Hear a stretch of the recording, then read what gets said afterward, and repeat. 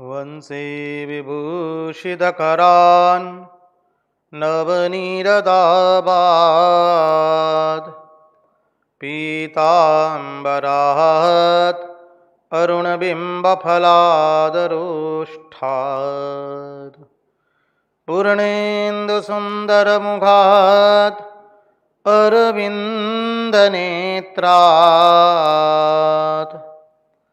कृष्णात् परं किमपि तत्त्वम् अहं न जाने। कृष्णात् परं किमपि तत्त्वम् अहं न जाने। स्वस्ति श्रीगणेशाय नमः। श्रीसरस्वत्यै नमः। श्रीगुरुभ्यो नमः। वक्रतुण्डमहाकाय सूर्यकोटिसमप्रभ निर्विघ्नं कुरु मे देव सर्वकार्येषु सर्वदा। नारायणं नमस्कृत्य नरं चैव नरोत्तमं देवीं सरस्वतीं व्यास ततो जयमुदीरयेत्। नमस्ते शारदे देवी सरस्वती मदीप्रदे वसत्वं मम जिह्वाग्रे सर्वविद्याप्रदा भव। गुरुर्ब्रह्मा गुरुर्विष्णु गुरुर्देवो महेश्वरः गुरुर्साक्षात् परब्रह्म तस्मै श्रीगुरवे नमः। सच्चिदानन्दरूपाय विश्वोत्पत्त्यादिहेतवे तापत्रयविनाशाय श्रीकृष्णाय वयं नुमः।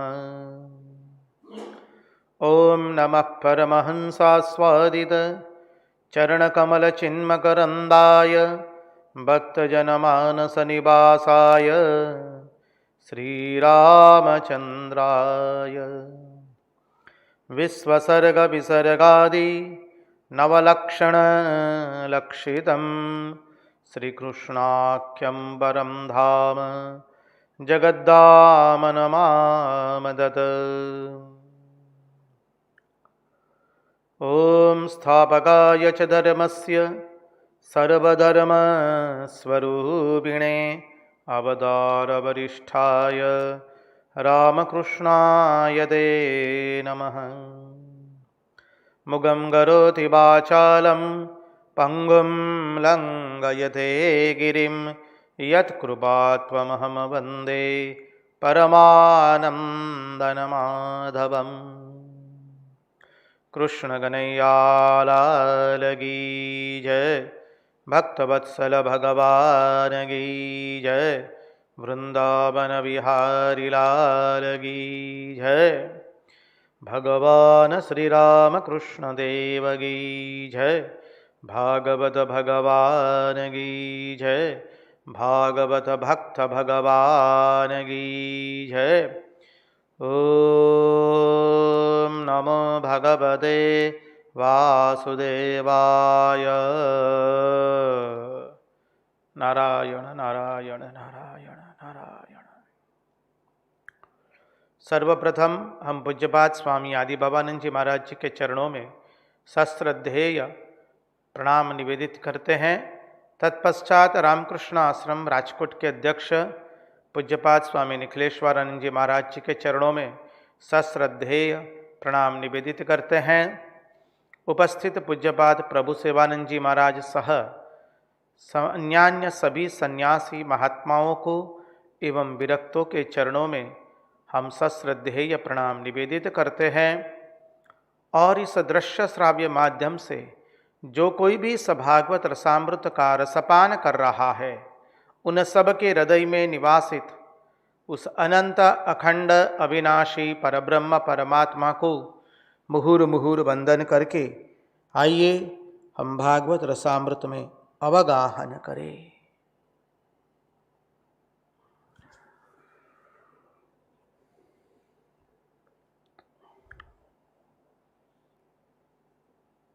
यं प्रव्रजन्तमनुपेतमपेतकृत्यम् द्वैपायनो विरहकातर आजुहाव पुत्रेति तन्मयतया तरवोऽभिनेदु तं सर्वभूतहृदयं मुनिमानितोऽस्मि।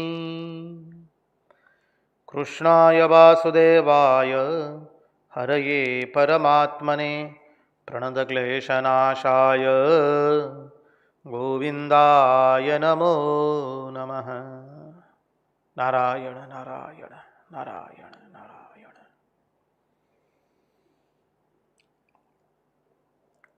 तो आइए हम परमहंस शिरोमणि भगवान शुकदेव जी के चरणों का आश्रय लेकर के भागवत का दर्शन प्रारंभ करें।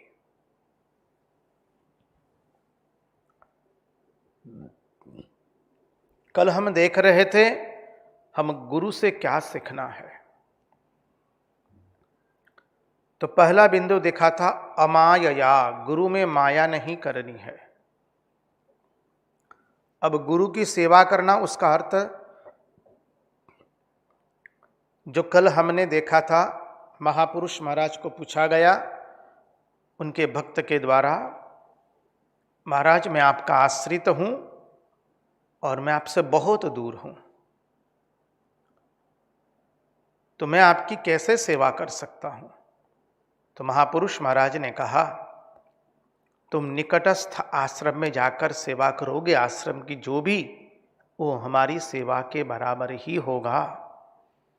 उतना ही नहीं, जहां कहीं पर भी हम कुछ सेवा का कार्य करें वो भगवान को ही जाता है। आकाशात् पतितं तोयं यथा गच्छति सागरम सर्वदेवताः नमस्कारम केशवम प्रतिगच्छति।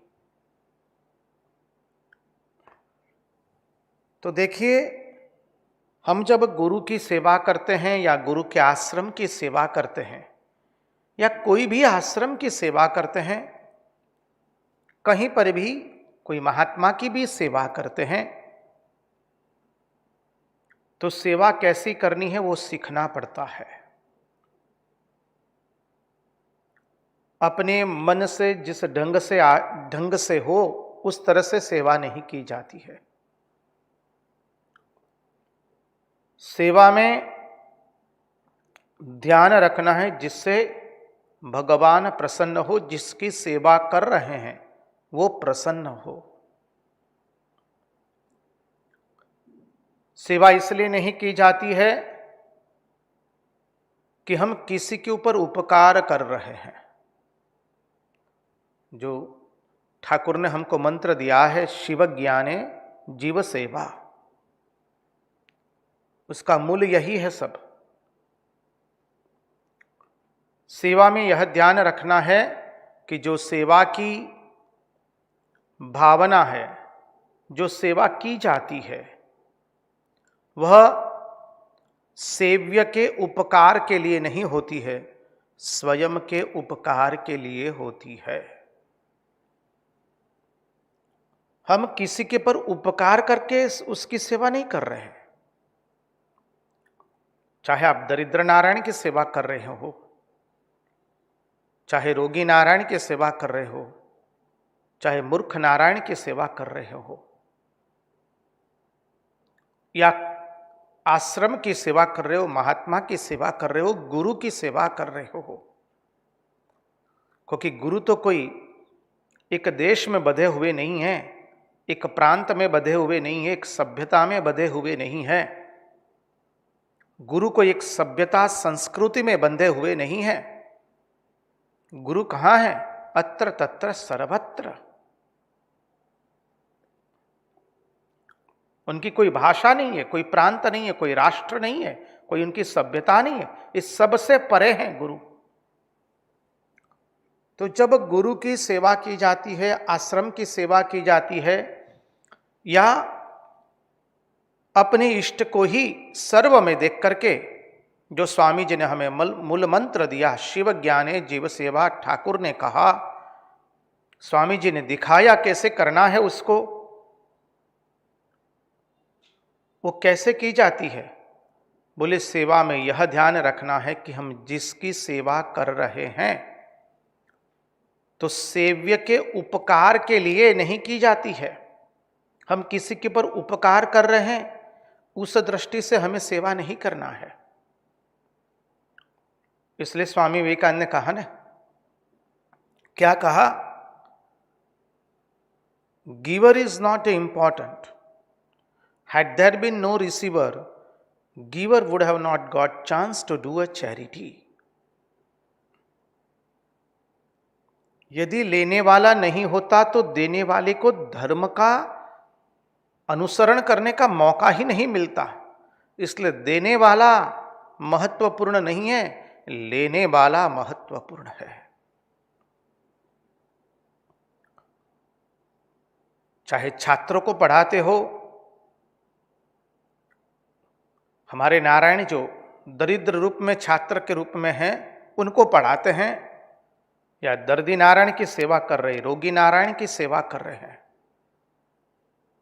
किसी की भी सेवा कर रहे हैं, पहले मन में यह ठान बनानी है कि हम किसी के ऊपर उपकार करने के लिए नहीं कर रहे हैं, हम स्वयं के ऊपर उपकार करने के लिए कर रहे हैं। ये हम सेवा करेंगे तो ठीक रहेंगे, यह ठीक रहेंगे, और हम नहीं करेंगे तो उनको बहुत दुख होगा। इस भाव से भी सेवा नहीं की जाती है। बोले हम सेवा करेंगे तो ही उनकी सेवा होगी, हम यदि सेवा नहीं करेंगे उनकी तो उनको बहुत दुख होगा, यह तो एहसान हो गया, उस तरह से सेवा नहीं की जाती है। समझिए, स्वामी विवेकानंद हमको समझाते हैं, कार्य कब अच्छा बनेगा, जब हमारा ज्ञान पवित्र होगा तब। जब ज्ञान पवित्र होगा तो भावना पवित्र होगी, और तभी जाके कार्य पवित्र बनेगा। तो ज्ञान को पवित्र करना है। ज्ञान क्या है कि सर्व में हमारे वही नारायण है, तो हम नहीं करेंगे तो उनको बहुत दुख हो जाएगा, उनका विचारों का कौन है हमारे सिवा, इसलिए हम ही को तो करना पड़ेगा ना जी। इस भाव से सेवा नहीं की जाती है, ये एहसान हो गया है। देखिए, जितने जितने हम मन से पवित्र होते जाएंगे, हमारा ज्ञान पवित्र होगा, हमारी भावना पवित्र होगी, उतना उतना हमारा कार्य पवित्र होते जाएगा। तो किसी के ऊपर एहसान करने के लिए हम नहीं कर रहे हैं, ये भाव कभी ना आए किसी की सेवा करते हुए। और सेवा स्वयं के कल्याण के लिए की जाती है। सेवा में मेरे स्वयं के कल्याण के लिए कर रहा हूं। सेवा करने से जो सेवक है उसके अंतःकरण की वृत्ति बनती है, ना कि सेव्य के अंदर के अंतःकरण की वृत्ति बनती है। समझिए, हम जिसकी सेवा कर रहे हैं तो हम जिसकी सेवा करेंगे, परिणाम स्वरूप हमारे अंतःकरण की वृत्ति बनने वाली है। जिसकी हम सेवा कर रहे हैं उसके अंतःकरण की कोई वृत्ति बनने वाली नहीं है। इसलिए हम जो भी सेवा कर रहे हैं हम स्वयं के कल्याण के लिए कर रहे हैं, ना कि दूसरे के कल्याण के लिए। हम स्वयं की वृत्ति बनाने के लिए कर रहे हैं। यदि अपने अंतःकरण की दृष्टि से सेवा की जाती है तो वह शिष्य का कल्याण करती है। हम यदि हमारी अंतःकरण की बनाने की दृष्टि से सेवा करें कि भाई सेवा करने से मेरा अंतःकरण पवित्र होने वाला है। उस दृष्टि से यदि हम सेवा करें तो शिष्य का कल्याण होता है। और यदि गुरु के ऊपर उपकार करने के लिए या रोगी नारायण, दरिद्र नारायण, छात्र नारायण या किसी की भी सेवा कर रहे, उसके ऊपर उपकार करने के लिए कर रहे हैं, तो उससे हमारा अंतःकरण बनता नहीं है। वरन उससे क्या होता है, हमारे अंतःकरण में अहंकार बढ़ जाता है, अभिमान बढ़ जाता है। जानते हम यहाँ इतना इतना सेवा कर रहे हैं, हम वहाँ जाकर ये करते हैं, हमने इतना ये किया वो किया। बाहर का निर्माण कर पाएंगे, सेवा करके यदि हमारे अंतःकरण का निर्माण नहीं किया हमने, तो बाहर का निर्माण अवश्य हो जाएगा। लोग हमारी प्रशंसा करेंगे, पुरस्कार भी प्रदान किए जाएंगे, प्रसिद्धि मिलेगी, नाम यश कीर्ति भी मिल जाएगा, लेकिन अंतःकरण का निर्माण नहीं होगा। हम तो यहां बाहर का निर्माण करने नहीं आए हैं। पद भी मिल जाएगा, प्रतिष्ठा मिल जाएगी, ख्याति विख्याति भी मिल जाएगी, लेकिन अंदर का निर्माण नहीं होगा। भीतर में तो अहंकार बना है। हमारे जितनी सेवा कौन करता है? अभिमान बढ़ जाएगा, अहंकार बढ़ जाएगा। जो सेवा अभिमान उत्पन्न कराए वो सेवा सेवा नहीं है। भले बाहर से वो सेवा है, कार्य तो बाहर से कितना भी अच्छा हो वो कार्य गिना नहीं जाता है। कार्य जो भी हम करते हैं वो तो हमारे अंतःकरण के निर्माण के लिए करते हैं।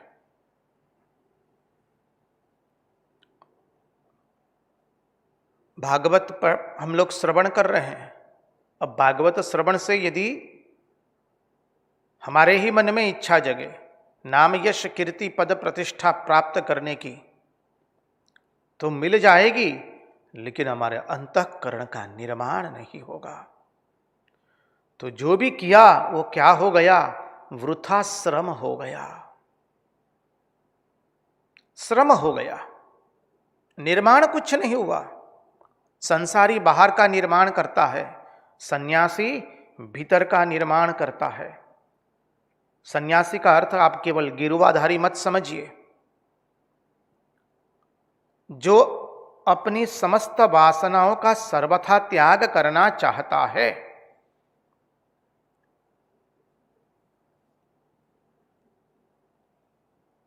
हम तो बाहर से भी सन्यासी, हमको भीतर से भी सन्यासी बनना है। हम अंतःकरण के निर्माण करना चाहते हैं। तो जो सेवा से अंतःकरण का निर्माण न हुआ, केवल अहंकार हुआ, वो सेवा नहीं गिनी जाएगी। हाँ, फल मिल जाएगा, नाम यश कीर्ति पद प्रतिष्ठा ख्याति विख्याति पुरस्कार मिल जाएंगे, लेकिन जो अंतःकरण का निर्माण होना चाहिए था वो नहीं हुआ। परिणाम स्वरूप क्या देखेंगे हम? हमारे चरित्र में इतना बदलाव नहीं आता है। समझिए, पूज्यपाद निखिलेश्वरन जी महाराज जो झंडू वैद्य की बात बता रहे थे, जो झंडू वैद्य पुनः पुनः इस श्लोक को गाया करते थे, न त्वहम कामये राज्यम न स्वर्गम वा पुनर्भवम कामये तप्त दुखानाम प्राणिनाम आर्तनाशनम। वो कौन सी भावना, कैसी भावना है?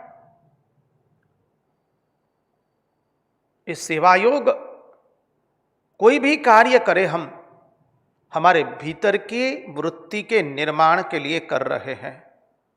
झाड़ू लगा रहे तो निर्माण करने के लिए, हमारे अंतःकरण के निर्माण के लिए। पोछा कर रहे तो वो भी अंतःकरण के निर्माण के लिए कर रहे हैं। रसोई बना रहे हैं वो भी अंतःकरण के निर्माण के लिए कर रहे हैं। वस्त्र धो रहे हैं वो भी उसी के लिए कर रहे हैं। कारखाने में व्यवसाय करते हैं वो भी उसी के लिए कर रहे हैं। नौकरी करते हैं वो भी उसी के लिए कर रहे हैं। प्रत्येक कार्य उसी के लिए कर रहे हैं। तो प्रत्येक कार्य से ही हम भगवान की पूजा कर रहे हैं। कौन से भगवान की? उस विराट ईश्वर की पूजा कर रहे हैं।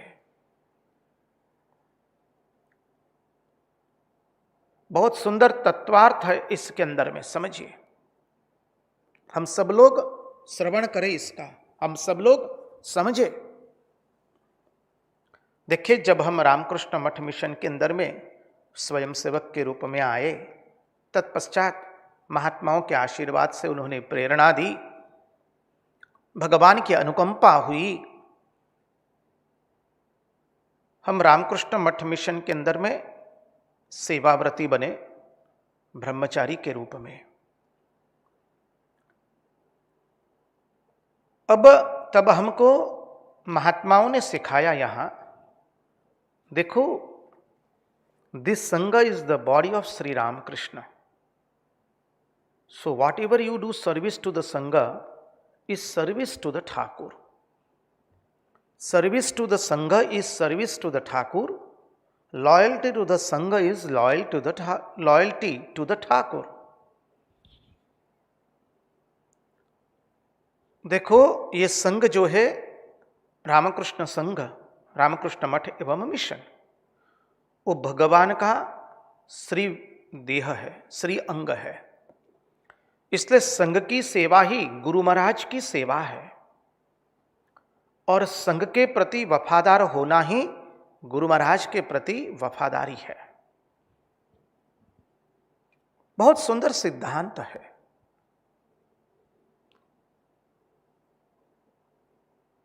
हम प्रयत्न करने का प्रयास करते हैं, उसके मुताबिक करने का। हम कर नहीं रहे हैं, हम ऐसा नहीं बोल सकते हैं। हम प्रयास कर रहे हैं। अब कितना सुंदर तत्वार्थ है इसमें।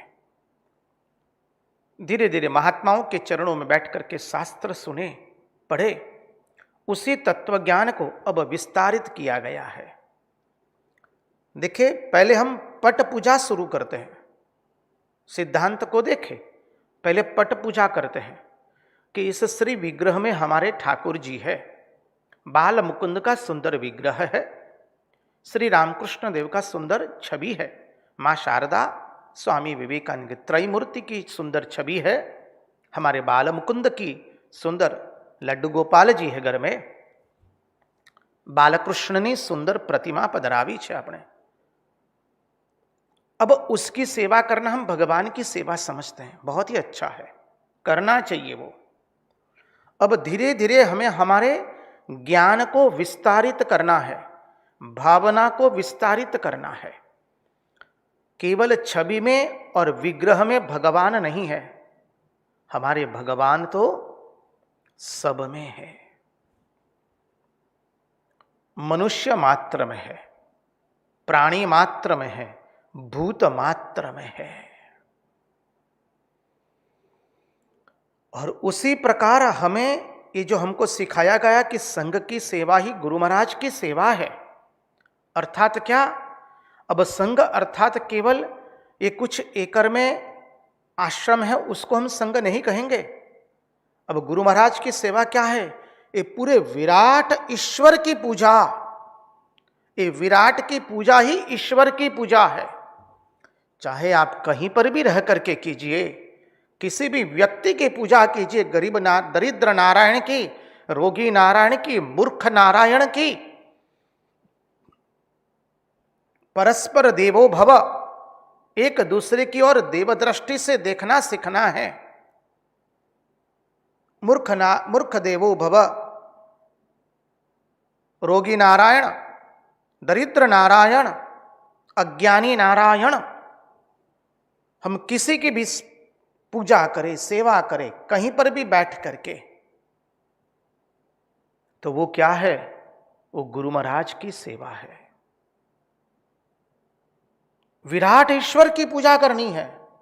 आत्मा त्वं गिरिजामति सहचरा प्राणान् शरीरं गुहं प्रोजाद विषयोपभोग रचना निद्रा समाधि स्थिति संचार पदयो प्रदक्षिण विधि स्तोत्राणि सर्वा गिरो यद यद कर्म करोमि तत् अखिलम शंभो तवाराधनम। इस विराट ईश्वर की पूजा करेंगे तो वो हमारे गुरु की पूजा है, वो गुरु महाराज की सेवा है, वो रामकृष्ण संघ की सेवा है। और वो सेवा कब बनेगी? जब उद्देश्य प्रधान कार्य होगा। और उद्देश्य क्या है? हमें हमारा अंतःकरण का निर्माण करना है, हमें बाहर का निर्माण नहीं करना है, हमें हमारे अंतःकरण का निर्माण करना है। बस यह है गुरु की सेवा का तात्पर्य। सेवा से यदि अभिमान उत्पन्न होता है कि हम बहुत सेवा करते हैं, मठ मिशन की सेवाव्रती के रूप में हो या भक्त के रूप में हो या उपासक के रूप में, या हम आश्रम की बहुत सेवा करते हैं, हम महात्मा की बहुत सेवा करते हैं, हम गुरु की बहुत सेवा करते हैं, जानते हैं क्या क्या करते हैं, तो ये सब अभिमान है, उससे अंतःकरण का निर्माण नहीं हुआ, केवल वृथा श्रम किया है। यदि हमारे मन में आ जाए कि हमसे अधिक कौन सेवा करता है, हम ही तो इतना दौड़ा दौड़ी करते हैं, हमारे पर ही तो आश्रम की जिम्मेवारी है, महाराज जी को कोई भी उत्सव करना होता है तो हम ही तो कहते हैं, हम ही तो इतना सेवा कार्य कर रहे हैं, हम ही तो लोगों को बुला के ले आते हैं, हम ही तो सुबह से लेकर रात्र तक खटते हैं, हम ही तो आश्रम में जाकर के झाड़ू लगाते हैं, बर्तन साफ करते हैं। जब यह भावना आ जाए तो हम सबके अंदर में यह भावना आती है, क्योंकि हमारा मन अपवित्र है, हम तो यहां पवित्र होने के लिए आए हैं ना, तो हमारे अपवित्र मन में यह भावना आएगी, उसमें दो मत नहीं है। देखिए हमारी श्रुति भगवती कितना सुंदर हमें समझाती है, महात्मा लोग कितना सुंदर समझाते हैं। महात्मा लोग कहते हैं कि जब अपनी सेवा बड़ी लगे तो बैठ करके अपनी सेवा की आलोचना कर लो। हमारी सेवा की हमें आलोचना करनी पड़ेगी, हमारी सेवा तो बहुत ही न्यूनतम है, वो कोई गुरुत्तम नहीं है। अरे तो जगन्नाथ जी का रथ है, ये अपने आप चलने वाला है, इसी को किसी को खींचने की भी आवश्यकता नहीं है। भगवान खिंचवा रहे हैं किसके लिए? ताकि मेरे भक्त की महिमा बढ़े, इसलिए भगवान खिंचवा रहे हैं। ये तो भगवान का अनुग्रह है हम सब पर, भगवान की कृपा है हमारे ऊपर, भगवान हमें ये रथ खींचने का सुअवसर प्रदान कर रहे हैं। ये तो जगन्नाथ जी का रथ है, वो किसी के खिंचाए खींचने वाला नहीं है, वो स्वतः चलेगा। भाग्यवान हम हैं, भगवान के अनुग्रह हमारे पर हुआ है कि हमें खींचने का सुअवसर प्राप्त हुआ है, और हमारी सेवा अत्यंत न्यूनतम है, कतई गुरुत्तम नहीं है। अपने अंतःकरण की ओर देख लीजिए, ये सेवा करने के बाद मेरा अंतःकरण बना क्या? या लोगों को कहने की इच्छा होती है, जानते हैं हम इतना करते हैं, हम इतना दान देते हैं, जानते हैं हमारे पर कितनी जिम्मेवारी है आश्रम की, जानते हैं आश्रम में जब उत्सव होता है तो अधिक से अधिक हम ही लोग कार्य करते हैं, सुबह से चले जाते हैं, रात तक वहीं रहते हैं, हम ही तो दान भी एकत्रित करके ले आते हैं, हम ही तो लोगों को बुला करके ले आते हैं, हम ही तो वहां जाकर के कुर्सियां से लेकर मंच तक सब कुछ हम ही साफ करते हैं, अरे हम ही तो प्रतिदिन जाकर के दर्शन करते हैं, सब लोग हम ही को तो जानते हैं वहां। ये अभिमान आ जाता है, चाहे वो भक्त हो, उपासक हो, विरक्त हो, सन्यासी हो, सेवाव्रती हो, कोई भी हो। जब हमारे में यह भावना आ जाए तो हम हमारे स्वयं की आलोचना करने बैठ जाए कि हमारी सेवा से हमारे अंतःकरण का क्या निर्माण हुआ। और देखिए, जब बहुत अहंकार बढ़ जाएगा ना, हमारे गुरु महाराज ऐसे हैं, गदाधर उनका नाम है, महात्माओं ने हमको सिखाया है, जब अहंकार बढ़ेगा तब गदाधर की गदा ऐसी चलती है, छक्के छुड़ा देती है। गुरु महाराज सब कुछ माफ कर पाएंगे, सब कुछ सहन कर लेंगे, हमारे काम क्रोध को वो सहन कर लेंगे, लेकिन हमारे अहंकार को गुरु महाराज सहन नहीं कर पाते हैं। और फिर गदाधर की गदा चलती है, और जब चलती है तो ऐसे मार पड़ती है। बहुतों को जीवन में देखा है, आप लोगों ने भी देखा होगा। सबका ये अनुभव है, जब भक्त में, साधु में, भक्त में, उपासक में, विरक्त में, साधु में जब अहंकार बढ़ता है, तब गुरु महाराज की जो गदा पड़ती है, गदाधर की गदा पड़ती है, सबका छक्का छुड़ा देती है। भगवान एक ही बात सहन नहीं कर सकते, अहंकार। जब हमारे में अहंकार आ जाए, हम अच्छे वक्ता है, हम अच्छे श्रोता है, हम अच्छे गायक है, हम अच्छे व्यवस्थापक है, हम अच्छे भक्त है, हम अच्छे सेवक है, तब समझना है कि अब पतन की शुरुआत हो चुकी है।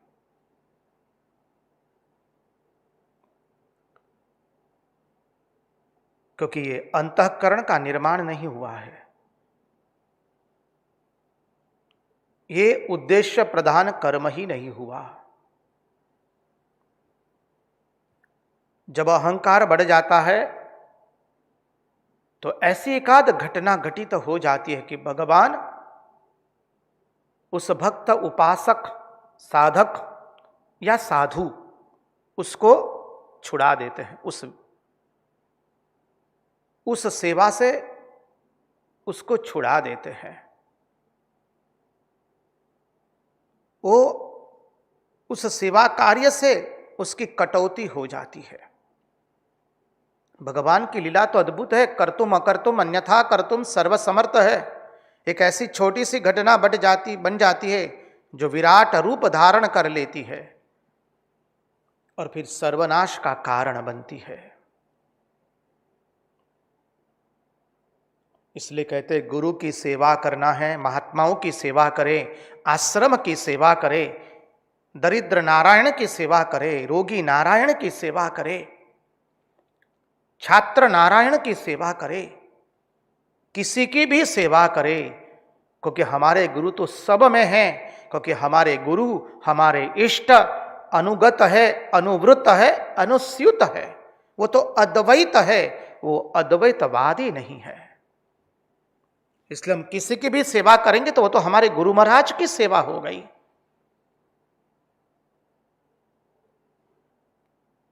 समझिए, आप घर में कार्य कर रहे, वो भी गुरु महाराज का कार्य है। आश्रम में आके कर रहे हैं, वो भी गुरु महाराज का कार्य है। अपने व्यवसाय कर रहे, वो भी गुरु महाराज का कार्य है। नौकरी कर रहे, वो भी गुरु महाराज का कार्य है। खाना खा रहे हैं, भोजन पा रहे हैं, भोजन पा रहे हैं, वो भी गुरु महाराज का कार्य है।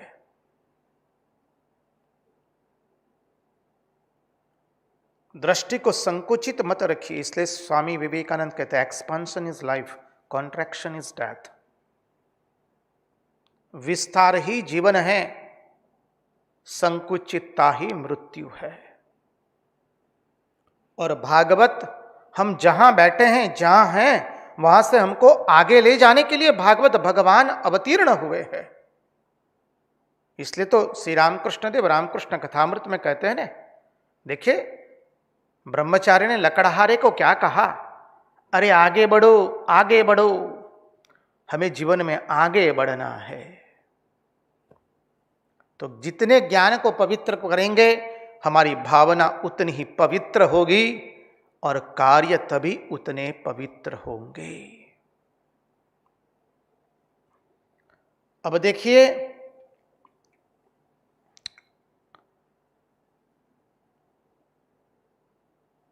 हमें जो सेवा करेंगे उससे, सेवा से हमारे अंतःकरण का हम निर्माण करें। ये हो गया अमायया, और दूसरी है अनुवृत्तियां। अनुवृत्तियां अर्थात अपनी रहनी करनी के सभी अवयव हम भगवान की पूजा के लिए करें। हम जो कुछ भी करें भगवान की पूजा के लिए है। जो अभी अभी चिंतन किया, पूजा पद्धति में आता है, देखिए, इसलिए पूजा करने बैठते हैं तो स्नान करके शुद्ध वस्त्र, अच्छे वस्त्र पहन करके बैठना है पूजा करने के लिए। जैसे वैसे वस्त्र हो उससे पूजा नहीं की जाती है। फटे हुए वस्त्रों से, गंदे वस्त्रों से, मैले वस्त्र से पूजा नहीं की जाती है। पूजा का नियम है, जो मन में आया जैसे वैसे वस्त्र पहन लिए, पूजा नहीं कर सकते हम लोग। पूजा पद्धति में आता है, पहले स्वयं हम स्नान करें, स्वयं के कपाल पर तिलक लगाए, तब जाके भगवान के पास भगवान को तिलक लगाएंगे ना। पहले स्वयं तो चंदन लगाए, तत्पश्चात भगवान को चंदन लगाएंगे। पहले स्वयं को शुद्ध करें, तत्पश्चात दूसरों को शुद्ध करने जाएंगे। बोले ऐसा क्यों? बोले देवता होकर के देवता की पूजा करनी है। कई लोगों को आदत होती है जैसे वैसे वस्त्र पहन करके पूजा करने बैठ जाएंगे। जी ना, नहीं चलेगा। बाह्य शौच एवं अंतः शौच दोनों की आवश्यकता होती है। तो देवता होकर के देवता की पूजा की जाती है, आराधना करनी है। अपने शरीर में शक्ति रहेंगी तभी तो हम भगवान की पूजा कर पाएंगे। प्रत्येक वृत्ति अपनी ऐसी हो कि स्वामी की सेवा के लिए वो अर्पित हो। सुंदर वस्त्र पहनेंगे तो भगवान को प्रसन्न करने के लिए, तिलक लगावेंगे तो भगवान को प्रसन्न करने के लिए। इसलिए वैष्णव धर्म में मर्यादा है। क्या है? कि नए वस्त्र पहन करके पहले भगवान के दर्शन करते हैं। भाव है, भावे न लभ्यते। प्रत्येक भावना है, भावना से ही भगवान मिलते हैं। तो प्रत्येक वृत्ति को हमें भगवान मुखी बनाना है। प्रत्येक वृत्ति को भगवदाकार बनाना है, कृष्णाकार वृत्ति हमें बनानी है।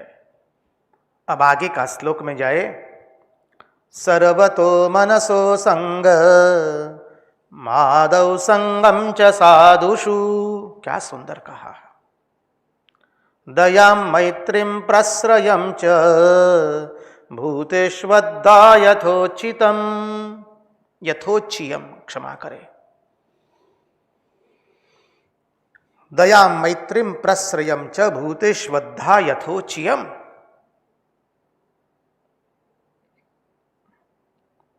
सर्वतो मनसोंग, अर्थात क्या? अपने मन को कहीं हमें किसी के संग नहीं कराना है, अपने मन को किसी से आसक्त नहीं करना है। ये अत्यंत सावधान रहें आप। लोग सत्संग सुनने के लिए आते हैं, हम तो कई बार देखे हैं। आश्रम में आएंगे, सत्संग सुनने के लिए आएंगे, और सत्संग सुन सुन करके लोगों के साथ इतना संबंध बना दिया, फोन नंबर ले लिए, पता ले लिया, बस फिर हरदम फोन चलते रहते हैं। घर में आना जाना शुरू हो गया। आश्रम में आए थे सत्संग करने के लिए, सत्संग करते हैं अनासक्त बनने के लिए। सत्संग करते हैं अनासक्त बनने के लिए, असंग बनने के लिए, आसक्ति करने के लिए नहीं। तो हम तो आसक्त हो गए। आश्रम में आकर के अनेकों के साथ हम आसक्त हो गए। नारायण एक दूसरे का फोन नंबर ले लिया, पता ले लिया, घर की बातें शुरू कर दी, क्योंकि सारा जीवन मूला खाया है तो मूले का ही डकार निकलेगा। हम आश्रम में किसी के साथ आसक्त होने के लिए नहीं आए हैं, किसी का संग करने के लिए, किसी के साथ आसक्ति करने नहीं आए। कैसे हैं जी, क्या चल रहा है बताइए, और फिर पांव पे पांव चढ़ा करके गपाटे मारने सपाटे मारने नहीं आए हैं, यहां किसी की निंदा करने नहीं आए हैं। आश्रम में या कहीं पर भी किसी की निंदा क्यों करेंगे?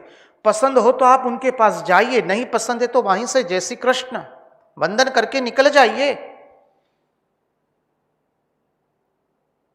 हर रोज जाएंगे, हर रोज निंदा करेंगे, उससे अच्छा है कि न जाए। हम जब भी आश्रम जाते हैं या जब भी कोई सेवा कार्य करते हैं तो स्वयं का स्वाध्याय करें कि हमारे अंतःकरण का निर्माण हुआ कि केवल बाहर का निर्माण हुआ।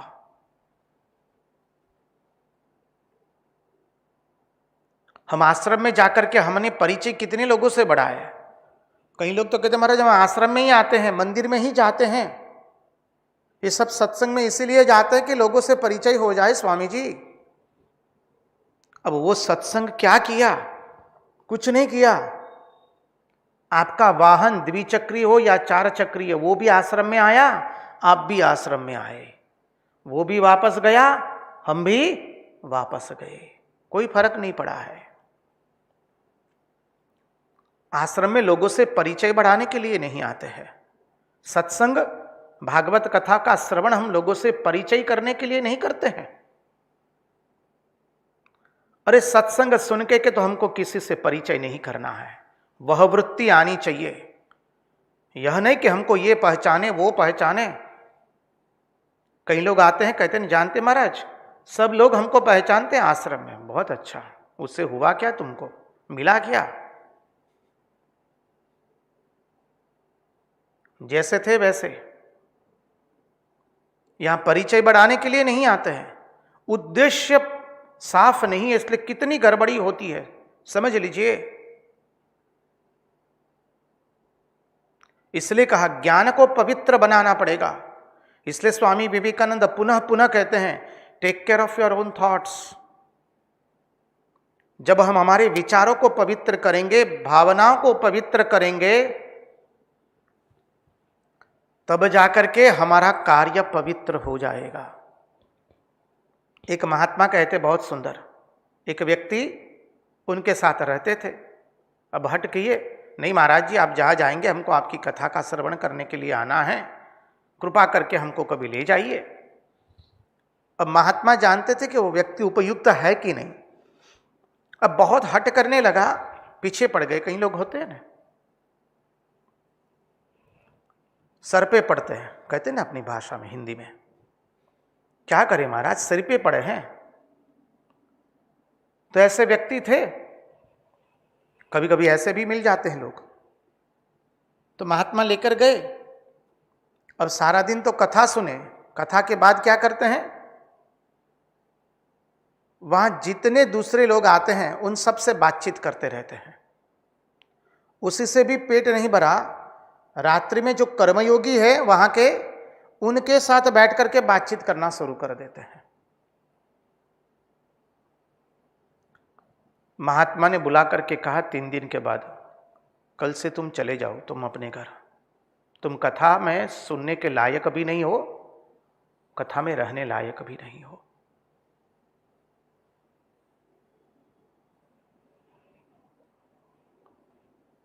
हम भगवान की कथा सुनने जाएंगे, भगवान के आश्रम में जाएंगे, मंदिर में जाएंगे दर्शन करने के लिए, किसी के साथ आसक्त होने के लिए, परिचय बढ़ाने के लिए, केम छो सारू छे वो सब करने के लिए नहीं जाते हैं जी।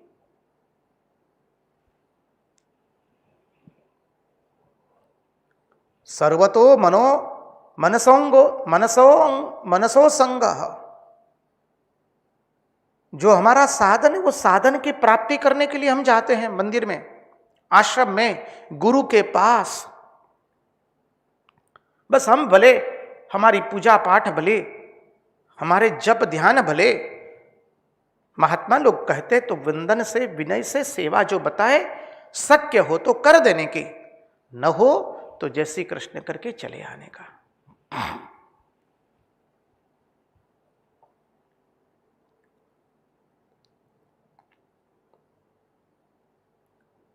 आश्रम में जाते हैं, मंदिर दर्शन करने के लिए जाते हैं, भागवत की कथा का श्रवण करने जाते हैं, वो हमारे अंतःकरण के निर्माण के लिए जाते हैं, बाहर के निर्माण के लिए नहीं जाते हैं। जब व्यक्ति बाहर का निर्माण कब करता है? जब अपना साधन, अपना उद्देश्य वो भूल जाता है। इसलिए कहा ना कि प्रत्येक कार्य उद्देश्य प्रधान करना है। हम आपसे हाथ जोड़ करके पुनः पुनः इसी बात की पुनरुक्ति करते रहेंगे। हमारे भागवत भगवान पुनः पुनः हमको यही बात कहते हैं, ओ मानव, प्रत्येक धर्म तुम प्रत्येक क्रिया उद्देश्य प्रदान करो। धर्मस्य या अपवर्गस्य नार्थोर्थायोपकल्पते, नार्थस्य धर्मैकान्तस्य कामो लाभाय हि स्मृतः, कामस्य नेन्द्रियर प्रीतिर्लाभो जीवेत यावता, जीवस्य तत्व जिज्ञासा नार्थो यश्चेह कर्मभिः। जीवन का उद्देश्य यहां हम कर्म करने नहीं आए। जीवन का उद्देश्य तो तत्व को प्राप्त करने के लिए, तत्व को जानने के लिए आए हैं। हम यहां वृथा श्रम करने के लिए नहीं आए, हम बाहर का निर्माण करने के लिए नहीं आए हैं। पहले कोई जानता नहीं था, अभी आश्रम में सभी लोग जानते हैं। सभी लोग कहते हैं, भाई साहब यहां आइए, माता जी यहां आइए। अरे ये तो बाहर का निर्माण हो गया, भीतर का क्या निर्माण किया तुमने? सभी लोग बुलावें, सभी लोग सेवा दे, उसका अर्थ ऐसा नहीं है कि आप के अंतःकरण का निर्माण हो रहा है। अच्छा है, बुरा नहीं है, ऐसा मत समझिए, हमें अन्यथा रूप से मत लीजिए, कृपा करके हमें गलत तरीके से मत लीजिए। सब लोग आपको चाहते हैं, आपके पर विश्वास करते, अच्छी बात है। आपके अंदर में सेवा भाव है, उस सेवा भाव को और हमें अग्रसर करना है। हम उस सेवा भाव को और पवित्र बनाएंगे और हमारे अंतःकरण के निर्माण का कार्य प्रारंभ करेंगे। हम सब समय हमारी दृष्टि विवेक पर रहे कि हम कहीं वृथा श्रम का तो निर्माण नहीं कर रहे ना। इसलिए मन में किसी से आसक्ति न हो जावे, क्योंकि आसक्त हो जाएंगे तो हम पथभ्रष्ट हो जाएंगे। इसके लिए साधना करनी होती है। इसलिए जितना कम उतना आनंद में। जब प्रश्न होता है तो महात्माओं के पास जाकर के पूछिए।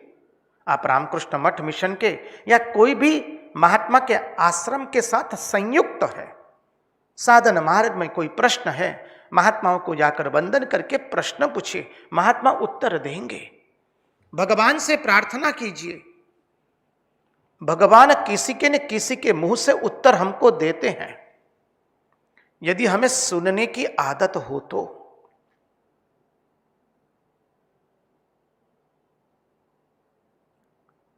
तो ये सब बातें गुरु से सीखनी होती। गुरु देखिए, गुरु के कितने सारे शिष्य हैं, लेकिन गुरु स्वयं सबसे अनासक्त है। गुरु किसी से आसक्त नहीं है, ना वो आश्रम से आसक्त है, ना व्यक्तियों से, ना कार्य से, ना देश से, ना प्रांत से, न सभ्यता से, न संस्कृति से, कहीं से वो आसक्त नहीं है। गुरु से यह सीखना है हमें कैसे अनासक्त रहे। अब आप कहेंगे महाराज अचानक तो हमारी आसक्ति छूटती नहीं है। महात्मा लोग सुंदर समझाते हैं। हम लोग आसक्त तो हम सबसे हो रहे हैं। जगत में जो कोई भी मिल रहा है हम उससे आसक्त हो जाते हैं, क्योंकि हमने दिल तो हमारा धर्मशाला बना करके रख दिया है। तो बोले आसक्ति कैसे छूटे? रातों रात तो आसक्ति छूटेगी नहीं। बोले कोई बात नहीं, अब तुम्हें आसक्ति छोड़नी है तो क्या करो, गंदी बिरादरी से अपना संग छुड़ाना है तो अच्छी बिरादरी का संग करना शुरू करो। संसार के संबंधियों से, परिचितों से आसक्ति छुड़ानी है तो महात्माओं से आसक्ति करो। महात्माओं से आसक्ति करने से क्या होगा? महात्मा लोग सर्वथा भगवान नाम स्मरण करते हैं, आपसे कोई व्यर्थ बातचीत नहीं करेंगे। जिसकी उपस्थिति में हमें भगवान का स्मरण हो आवे वही महात्मा है। जिसकी उपस्थिति में हमें पवित्र विचार आवे, जिसकी उपस्थिति में हमें भगवान नाम स्मरण करने की इच्छा हो, जिनका दर्शन करके हमें भगवान का स्मरण हो जाए, वो लोग महात्मा है। ऐसे महात्माओं का संग करो, उससे आसक्ति करो। धीरे धीरे वही आसक्ति भगवान के अंदर में हमें आसक्त बना देगी। क्योंकि महात्मा तो कहां पर ले जाते, किसको कहां ले जाते? भगवान के पास ले जाते हैं।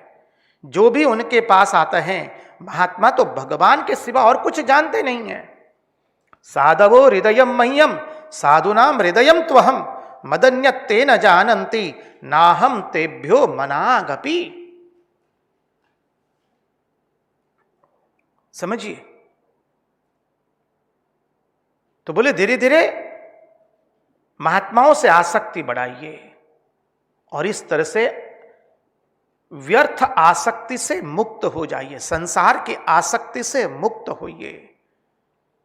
फिर कहा दया मैत्रीम प्रश्रयम च भूतेष्वद्धा यथोचियम चितम।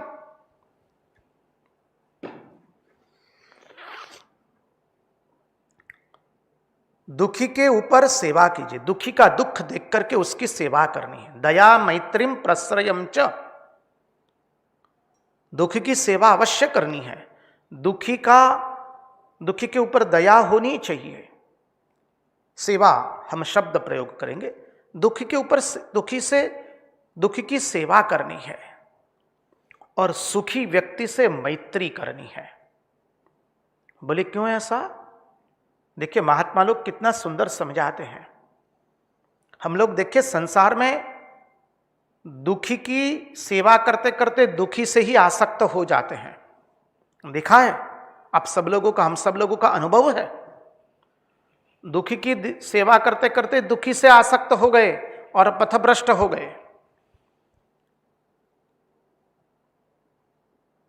दुखी व्यक्ति का दुख देख करके उसको हम घर में ले आए, उसकी सेवा शुश्रूषा कर दी और फिर सोचने लगे यदि इस बेचारे की सेवा हम नहीं करते तो और कौन करने वाला था। और सेवा करते करते उससे इतने आसक्त हो गए, परिणाम क्या हुआ? हम हमारे पथ से भ्रष्ट हो गए, पथभ्रष्ट हो गए। बोले दुखी का तुम दुख दूर करो लेकिन उससे आसक्ति मत करो।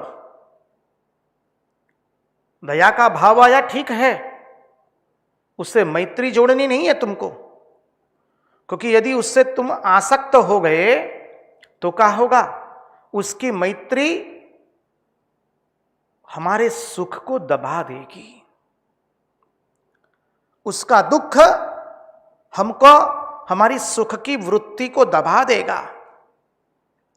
दुखी के दुख को ये देखकर यदि तुम भी दुखी हो गए, महात्मा लोग समझाते हैं, दुखी के दुख को देखकर यदि हम भी दुखी हो गए तो दुनिया में दुख एक की जगह दो व्यक्तियों का हो गया। वो तो दुखी था ही, अब हम भी दुखी बन गए। समझिए। सो हमने तो दुनिया का कोई उपकार नहीं किया।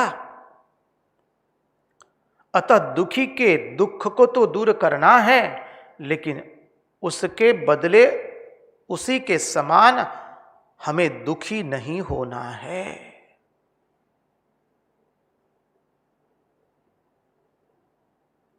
स्वयं हमें दुखी नहीं होना है, उसका दुख दूर करेंगे सेवा करके, लेकिन हम स्वयं दुखी नहीं होंगे। हम दुखी क्यों होंगे?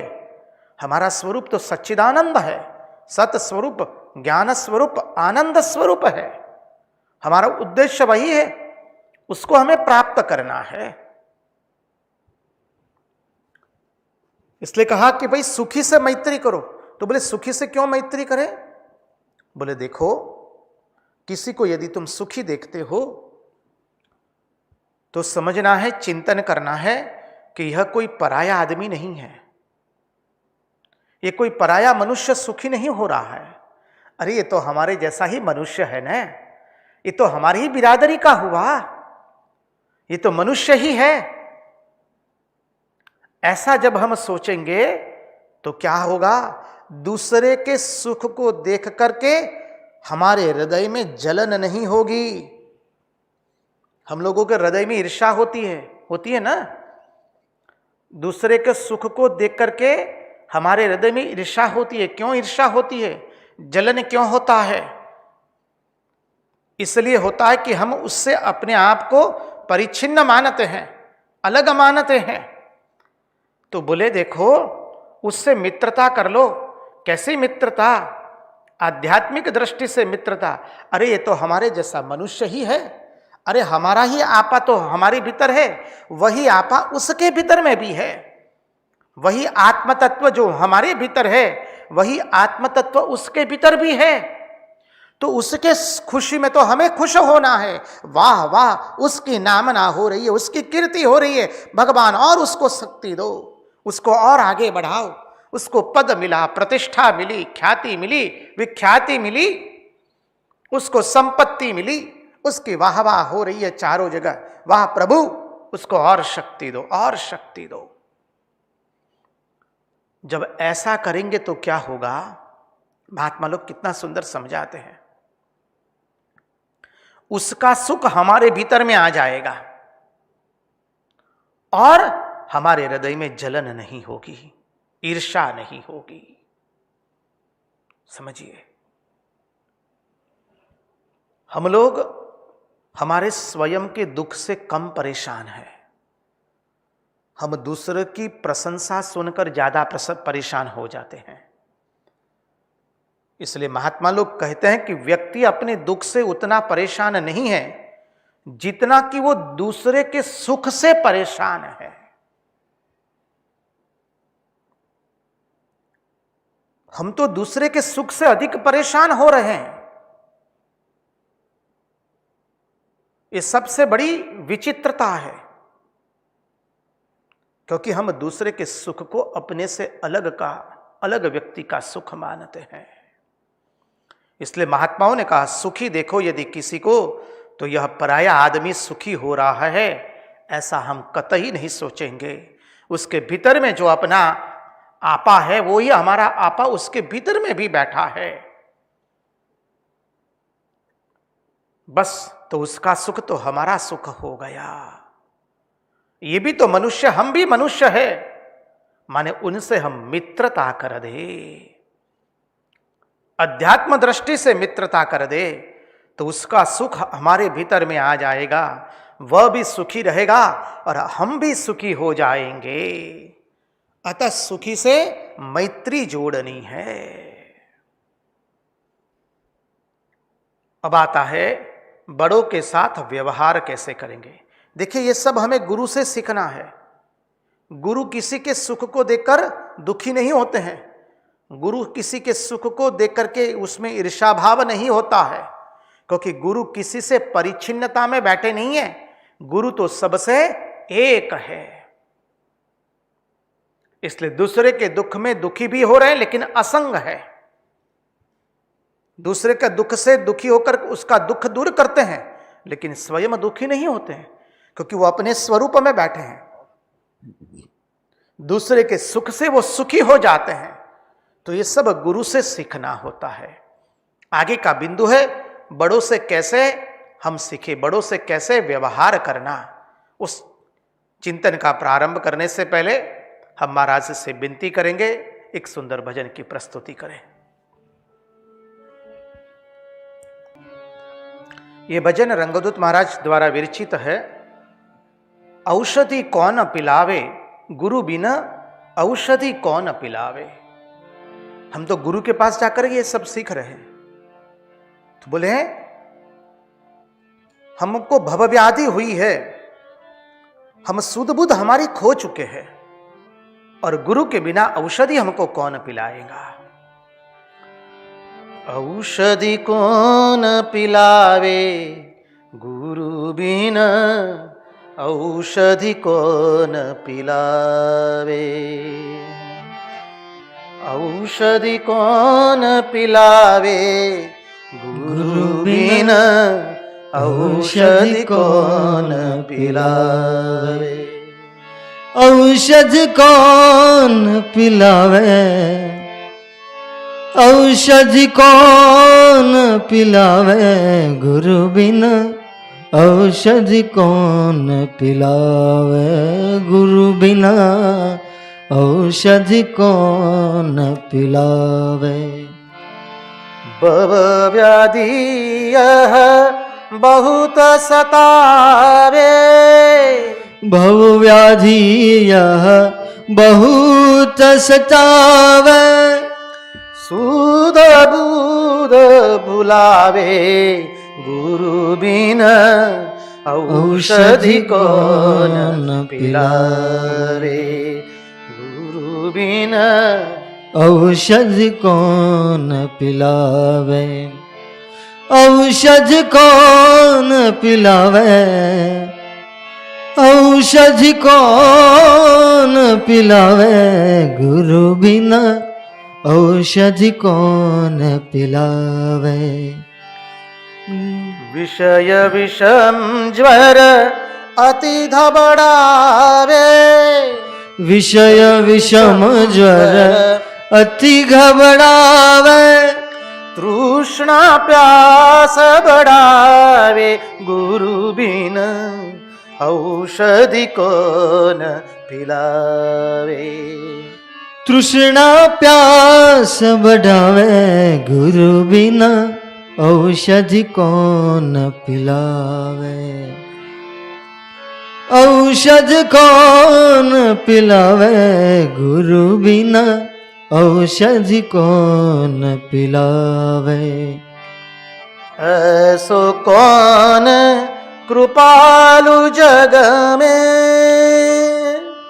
ऐसो कौन कृपालु जग में। ऐसो कौन कृपालु जग में, ऐसो कौन कृपालु जग में। आवागमन मिटावे गुरु बिना, औषधि कौन पिलावे। आवागमन मिटावे गुरु बिना, औषधि कौन पिलावे। औषधि कौन पिलावे गुरु बिना, औषधि कौन पिलावे गुरु बिना, औषधि कौन पिलावे। आप भुला जग सब भुलावे, आप भुला जग सब भुलावे। ऐसो कामनावे गुरु बिना, औषधि कौन पिलावे। ऐसो काम न आवे गुरु बिना, औषधि कौन पिलावे। औषध कौन पिलावे गुरु बिना, औषधि कौन पिलावे। होवे कामिल नब्ज दिखाऊं, होवे कामिल नब्ज दिखाऊं। होवे कामिल नब्ज दिखाऊं। अमृत रंग पिलावे गुरु बिना, औषधि कौन पिलावे। अमृत रंग पिलावे गुरु बिना, औषधि कौन पिलावे। ओ होवे कामिल नब्ज दिखावे।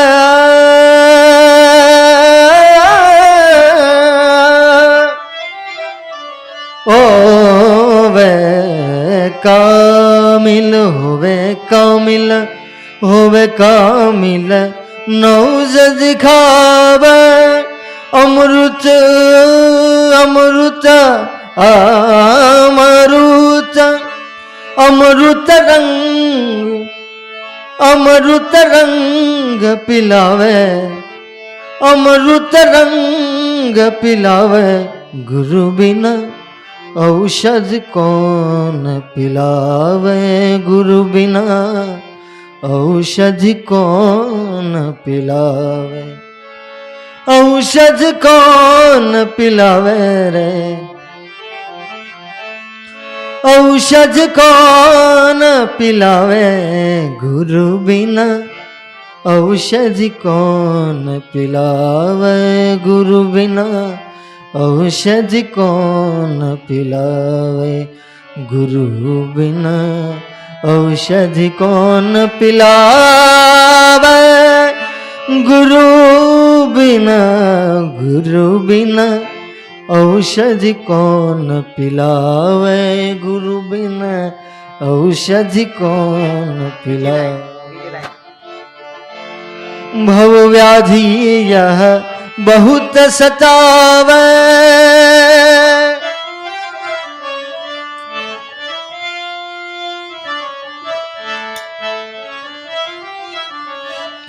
भव व्याधि यह बहुत सतावे भव व्याधि यह बहुत सतावे सुध बूध भुलावे सुध बूध भुलावे गुरु बिना ओ गुरु बिना औषधि कौन पिलावे गुरु बिना औषधि कौन पिलावे गुरु बिना औषधि कौन पिलावे कृष्ण कन्हैयालाल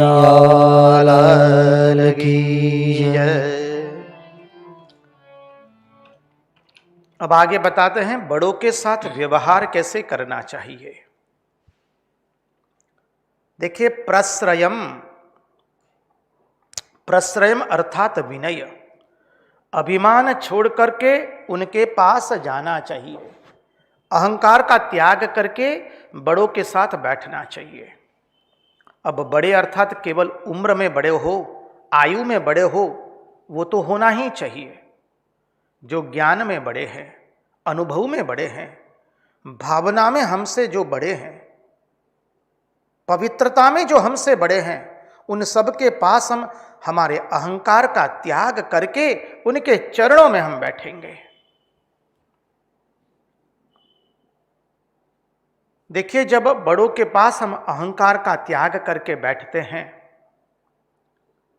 तो उनको जब हम वंदन करते हैं, उनको जब सम्मान देते हैं, तो उनका जो महत्व है, उनका जो बड़प्पन है, वो हमारे भीतर में प्रवेश करता है। ये सिद्धांत हमने देखा था। हम यदि बैठे हैं, यदि कोई बड़े आ जाए, आयु में बड़े हैं या अनुभव में बड़े हैं या ज्ञान में बड़े हैं, गृहस्थे कोई सन्यासी आ जाए तो तुरंत खड़े हो जाते हैं, उनके चरणों में हम वंदन करते हैं। उससे क्या हुआ, जब हमारा आसन छोड़ करके उनके चरणों में हम वंदन करते हैं तो हमारी क्रियाशक्ति को हम उनको अर्पण किए और उनकी क्रियाशक्ति हमारे भीतर में प्रवेश करती है, हमारी क्रियाशक्ति की उन्नति होती है। समझिए, इसलिए बड़ों को देख करके उठ करके उनके चरणों में वंदन करते हैं हम लोग। वंदन का इसलिए महत्व है। तो कहते हैं कि बड़ों के सामने अहंकार का त्याग करके उनके चरणों में बैठना चाहिए, ताकि विनय में ही महत्ता का विकास होता है। यह समझिए, विद्या विनय संपन्ने, विद्या उसी में आती है जिसमें विवेक होता है, जो विनयी होता है। देखिए, जितने पेड़ पौधे वो कहां से निकलते हैं, बोले सब कोमल जमीन में से ही फूटते हैं, निकलते और उनका विकास होता है। वैसे ही अगर हमारे हृदय में विनय होगा तो सुंदर चरित्र रूपी पुष्प खिलेगा, उसमें सुंदर ज्ञान रूपी पुष्प खिलेगा, सुंदर भगवदाकार वृत्ति रूपी पुष्प खिलेगा। इसलिए जीवन में कहा है कि लोगों के साथ कैसे, बड़ों के साथ कैसे व्यवहार करना चाहिए वो सीखना होता है। नहीं तो बड़ों की उपस्थिति में जोर जोर से बोलना शुरू कर देते हैं। कई लोग देखिए बड़ों की मर्यादा नहीं रख पाते हैं, बड़ों की उपस्थिति में जोर से आवाज नहीं करते, बोलते नहीं हैं। घर में भी हम लोग देखते हैं, दादाजी घर में हैं तो कोई कुछ चुपचाप नहीं कर सकता है। बड़े आए हैं तो बड़ों के सामने बैठा नहीं जाता है, बचपन से सिखाया है माता पिता ने। बड़ों के सामने पैर पर पैर, पांव पर पांव चढ़ा करके हम बातचीत नहीं कर सकते हैं। कई लोगों को आदत होती है पांव पर पांव चढ़ा करके बात करने की, मर्यादा का भंग हो रहा है।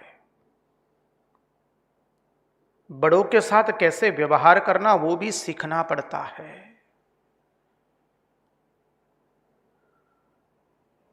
बड़ों के साथ हम यदि बैठेंगे तो वहां पर हमारी बनावट नहीं चलेगी। देखिए जीवन में यदि स्वयं के सद्गुणों पर अहंकार आ जाए, स्वयं की सेवावृत्ति पर अहंकार आ जाए, स्वयं के चरित्र पर अहंकार आ जाए, उस अहंकार को दूर करने के लिए क्या बताया है? माता श्रुति भगवती ने कहती है, मां श्रुति भगवती हमें कहती है कि सब समय तुम बड़ों के साथ बैठो। तुम अपने से छोटों के साथ बैठोगे तो तुम्हें अहंकार आ जाएगा, और जब तुम अपने से बड़ों के साथ बैठोगे कि जिसमें तुमसे ज्यादा ज्ञान है, तुमसे ज्यादा सेवा की वृत्ति है, तुमसे ज्यादा चरित्र उन्नत है, तुमसे ज्यादा उनकी भावनाएं पवित्र है, उनके पास बैठोगे तो तुम्हारे जीवन में कभी अहंकार नहीं आवेगा। जब हम अपने से छोटे के साथ बैठते हैं तो अहंकार आता है। जब बड़ों लोगों के साथ में हम रहने लगेंगे तो हमारा अहंकार चूर्ण हो जाएगा। तब हमें पता चलेगा कि हमारा ज्ञान तो इनके ज्ञान से अत्यंत छोटा है, क्षुल्लक है। हमारी वृत्ति अपवित्र है उनकी वृत्ति से। हमारा चरित्र इतना उन्नत नहीं है जितना उनका चरित्र उन्नत है। उनके हृदय में जितनी उदारता है उतनी उदारता हमारे भीतर नहीं है। इसलिए बड़ों के साथ बैठना चाहिए। उनके सद्गुणों, उनके अंदर में भीतर में जो सद्गुण है वो सद्गुण हमारे भीतर में आते हैं और हमारे भीतर के सद्गुणों की वृद्धि होती है।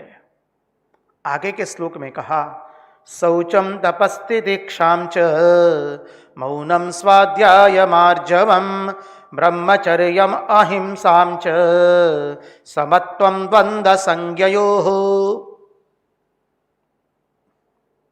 शौचम तपस्ति दीक्षां च मौनम स्वाध्यायमार्जवम। गुरु से क्या सीखना है? शौच, बाहर की पवित्रता और अंदर की, भीतर की पवित्रता दोनों सीखनी है। केवल तन शुद्ध होना चाहिए और मन, बोले मन पूछिए मत, इतना विशीला मन है, बात मत कीजिए। मुख में मधु है और भीतर में गरल है, विष भरा है। हमारी वाणी ऐसी नहीं होनी चाहिए। मुख में तो हम मधु है, मुख में से बातचीत करते तो लगता है कितनी मधुर बातचीत कर रहे हैं, लेकिन भीतर में ईर्ष्या, द्वेष, कपट, तिरस्कार भरा है। ऐसा नहीं होना चाहिए। जगत में अधिकांश लोग ऐसे ही है। मुख में, उनके वाणी में तो सुंदर मधु है, लेकिन उनके हृदय में मधु नहीं है। पुतना आई थी हमारे नीलमणि को मारने के लिए, बाहर से सुंदर सज धज करके आई, चमड़ी तो उजली है श्रृंगार किया है, लेकिन हृदय कपटी है। समझिए, जिसका हृदय कपटी न हो, भले वाणी में इतनी मिठास न हो तो चलेगा, लेकिन हृदय कपटी नहीं होना चाहिए। लोगों की वाणी तो मिठास भरी होती है, लेकिन हृदय से कपट होता है, ये नहीं चलेगा। बाह्य शौच एवं अंतः शौच, बाहर की पवित्रता भीतर की पवित्रता सीखनी पड़ती है। अंतःकरण की पवित्रता। तप का अर्थ क्या है? कष्ट उठा करके भी अपने धर्म का पालन करना। समझिए, स्वामी विवेकानंद समझाते हैं तप क्या है? कायिक, वाचिक एवं मानसिक, ये तीन प्रकार के तप है। कायिक तप क्या है? हम इस शरीर से दूसरों की सेवा करेंगे। समझिए, और सेवा कैसे करनी वो हमने देख लिया। सेवक के ऊपर उपकार करने के लिए नहीं, हम नहीं करेंगे तो और कौन करेगा, ऐसे एहसान से भी नहीं। हम सेवा करते हैं स्वयं की अंतःकरण की वृत्ति बनाने के लिए।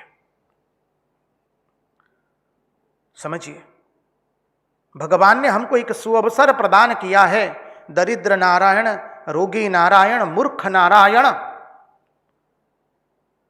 उसकी सेवा करके हमारे अंतःकरण का निर्माण करने का, उस दृष्टि से सेवा करनी है। तो शरीर से हम सेवा करें, लोगों की सेवा करें। काया, वाचा, वाचा से मधुर तो बोलना ही है, लेकिन भगवान नाम स्मरण उच्चारण करें। मधुर बोलने जाएंगे, मधुर बोलना अच्छा है, लेकिन जगत की बात बोलना शुरू कर दिए तो क्या होगा? मुख में तो मधु आ गया, भीतर में कपट आ जाएगा। और लोगों के साथ फिर हम, अंग्रेजी में कहते हैं ना, leg pulling and back biting, शुरू हो जाएगा। लोगों की टांग खींचना शुरू कर देंगे, पीछे से खंजर भोंकने की वृत्ति हो जाएगी। और यदि हम स्वयं का अवलोकन करें तो कम ज्यादा मात्रा में वृत्ति हमारे में है ही, उस वृत्ति का हमें शोधन करना है। हम अपने आप को धोए हुए तुलसी पत्र की तरह मत समझिए। हम जानते हैं हम कैसे हैं। कोई कितना भी हमें कहे कि आप इतने बड़े भक्त है, साधु है, विरक्त है, उपासक है, हम तो जानते हैं ना हम क्या है। हमें स्वयं को दूसरे के प्रमाण से प्रमाणित करना नहीं है।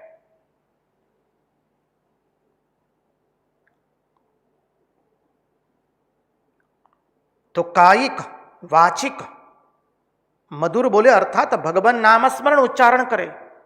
आवश्यक हो उतना बोलने का, अनावश्यक मत बोले। सत्य प्रिय हो तभी बोलने का, सत्य अप्रिय हो तो मत बोलिए। और मौन रहने से बहुत सारी समस्याओं का समाधान हो जाता है। इसलिए देखिए, जितने भी संत महापुरुषों का जीवन देखेंगे, सब लोग मौन का आश्रय लेते हैं। इसलिए कहते हैं, एक महात्मा तो हमको कहते थे, देखो जीवन में अभ्यास करना रखना कि 15 दिन में, ये 1 महीने में 2-3 दिन तुम मौन रहोगे, या सप्ताह में 1 दिन मौन रहोगे। उससे वाणी पर बहुत अंकुश आ जाएगा। तुम्हें पता चलेगा, हमें पता चलेगा। जिस महात्मा ने हमको समझाया, उसने कहा तुम्हें पता चलेगा कि तुम कितने निरर्थक बातें करते हो। तो ये वाचिक तप हो गया। कायिक हुआ, वाचिक हुआ, मानसिक हुआ। मन से भी किसी का हम बुरा न सोचे। समझिए, भद्रं कर्णेभिः शृणुयाम देवाः, भद्रं पश्येमाक्षभिर्यजत्राः, स्थिरैरङ्गैस्तुष्टुवागं सस्तनूभिः व्यशेमदेवहितं यदायुः। स्वस्ति न इंद्रो वृदस्रवाः स्वस्ति नः पूषा विश्ववेदाः स्वस्ति नस्तार्क्ष्यो अरिष्टनेमिः स्वस्ति नो बृहस्पतिर्ददातु।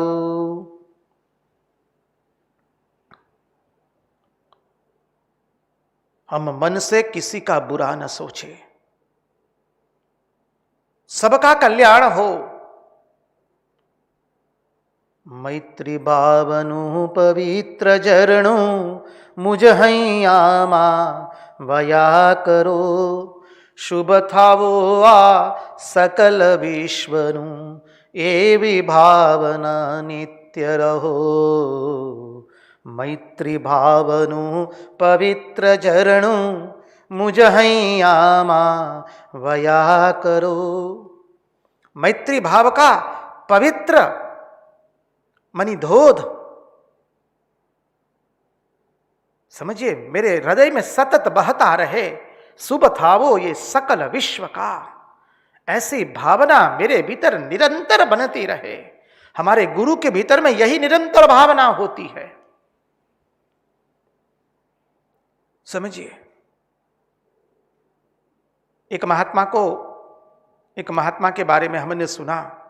उनके पास जाकर यदि कोई किसी की निंदा करने लगते थे तो वो कान में अंगुली डाल करके बोलते, नारायणा गोविंदा विठ्ठला रक्षा करो रक्षा करो, रक्ष माम पाहि माम पाहि माम। तप अर्थात कष्ट उठाकर भी अपने धर्म का पालन करना। हम आपको क्या बताए,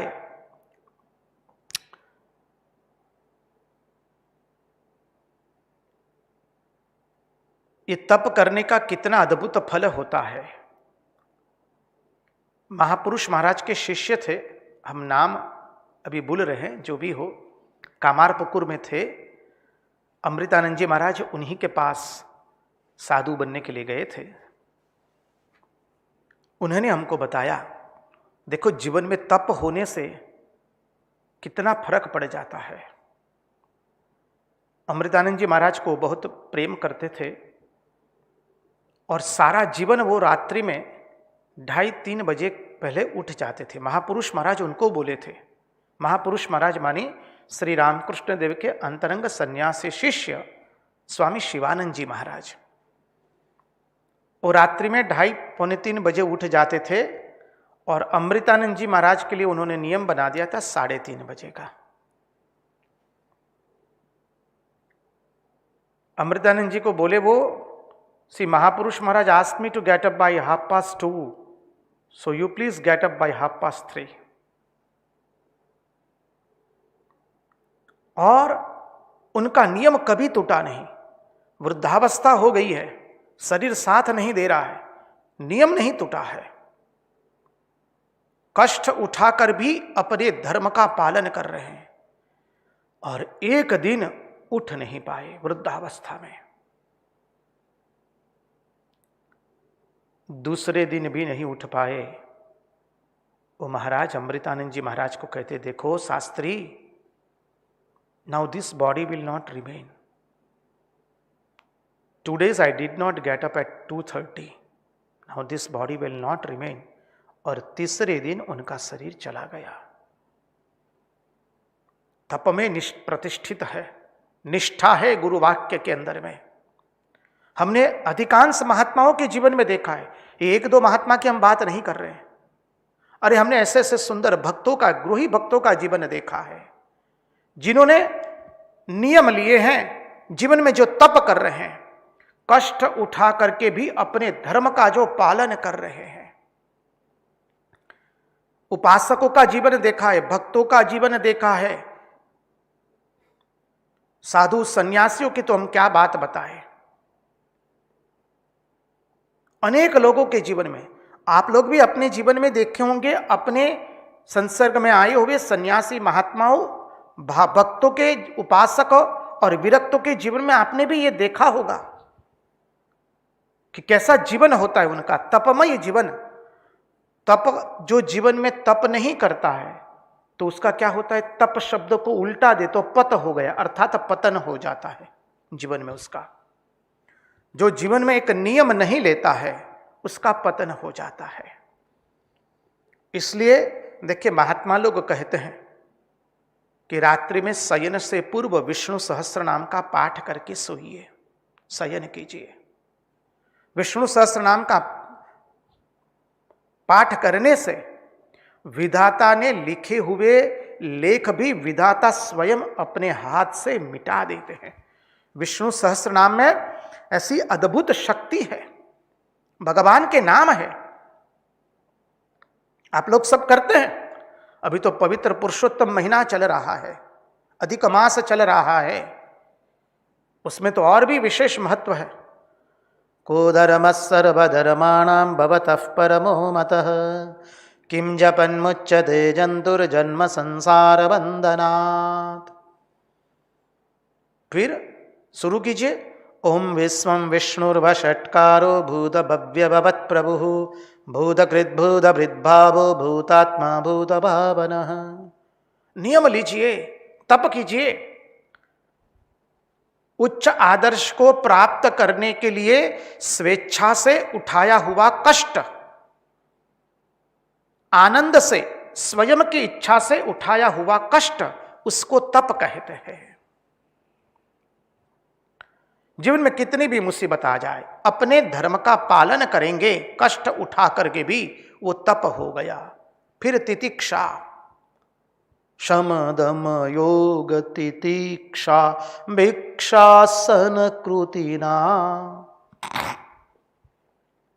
तितिक्षा सहन शक्ति, सभी द्वंद्वों में सहन करने की अद्भुत शक्ति है। हमने देखा है महात्माओं के जीवन से, सन्यासियों के जीवन से, एक दो नहीं, हम तो जिन जिन महात्माओं के हमने दर्शन किए, उन सब महात्माओं में हमने तितिक्षा का दर्शन किया है। सहन शक्ति, कोई अपमान सहन कर लेता है, सुना है, देखा है। आगंतुक उनका अपमान कर रहे हैं, लेकिन वो आनंद से सहन कर रहे हैं। तितिक्षा, क्षमा। कोई कितना भी अपराध करे, दंड देने की सामर्थ्य होने पर भी क्षमा कर दे, उसे तितिक्षा कहते हैं।